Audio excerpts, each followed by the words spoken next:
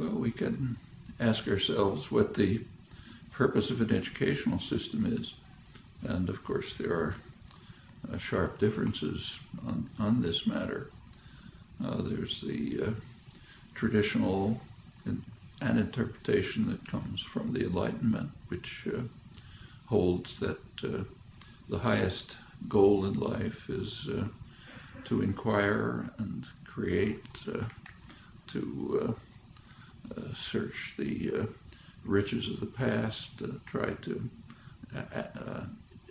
internalize the parts of them that are significant to you, carry that quest for understanding further in your own way. Purpose of education, from that point of view, is just to help people determine how to learn on their own. It's you, the learner, who is going to achieve in the course of education, and it's really up to you what you'll master, where you'll go, how you'll use it, how you'll go on to produce something new and exciting for yourself, maybe for others. That's one concept of education. The other concept is essentially indoctrination. People have the idea that from childhood, young people have to be placed into a framework in which they'll follow orders, accept existing frameworks, not challenge, and so on. And this is often quite explicit. So, for example, after the activism of the 1960s, there was great concern across much of the educated spectrum that young people were just getting too free and independent, that the country was becoming too democratic, and so on. And in fact, there's an important study on what's called the crisis of democracy, too much democracy, arguing that claiming that there are certain institutions responsible for the indoctrination of the young. It's their phrase, and they're not doing their job properly. That's schools, universities, churches. We have to change them so that they carry out the job of indoctrination and control more effectively. That's actually coming from the liberal internationalist end of the spectrum of the spectrum of educated opinion.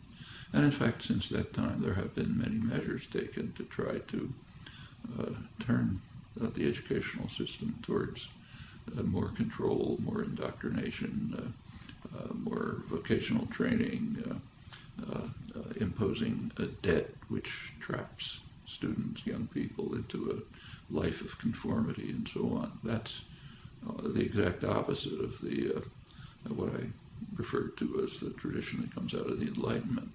And there's a constant struggle between those. In the colleges, in the schools, do you train for passing tests, or do you train for creative inquiry, pursuing interests that are aroused by material that's presented and that you want to pursue either on your own or in cooperation with others? And this goes all the way through up to graduate school and research.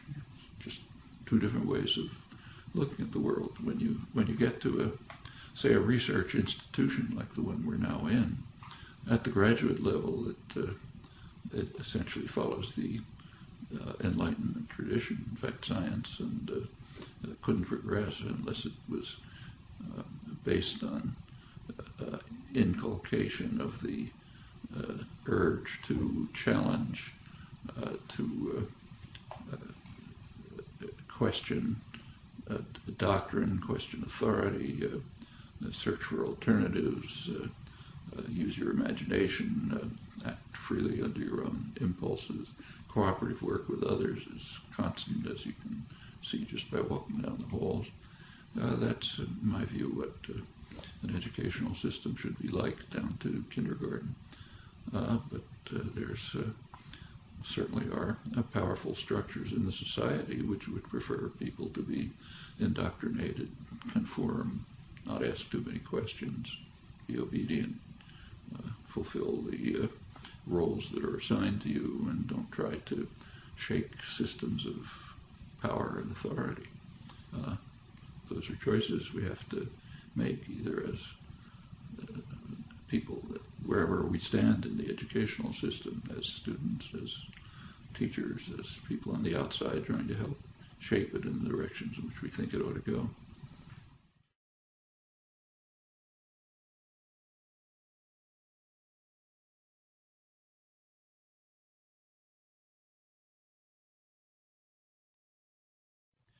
Well, there certainly has been a very substantial growth in new technology of communication, information, access, interchange. It's surely a major change in the nature of the culture and society. We should bear in mind that the technological changes that are taking place now, while they're significant, probably come nowhere near having as much impact as technological advances of, say, a century ago, plus or minus. So the shift, say, let's take just communication. The shift from a typewriter to a computer, or a telephone to the email is significant, but it doesn't begin to compare with the shift from a sailing vessel to a telegraph. I mean, the time that cut down in communication between, say, England and the United States was extraordinary as compared with the changes taking place now. And the same is true of other kinds of technology, like just introduction of, say, plumbing. Widespread plumbing in the cities had a huge effect on health, much more than the discovery of antibiotics. So the changes are real and significant, but we should recognize that others have taken place, which in many ways were more dramatic. As far as the technology itself and education is concerned, technology is basically neutral. It's kind of like a hammer. I mean, the hammer doesn't care whether you use it to build a house or whether a torturer uses it to crush somebody's skull. Hammer can do either. Same with the modern technology, say the internet and so on. The internet is extremely valuable if you know what you're looking for. I mean, I use it all the time for research. I'm sure everyone does. If you know the kind of what you're looking for, you have a kind of a framework of understanding which directs you to particular things, lets you sideline lots of others, then this can be a very valuable tool. Of course, you always have to be willing to ask, is my framework the right one? Maybe I ought to modify it. Maybe if there's something I look at that questions it, I should rethink how I'm looking at things.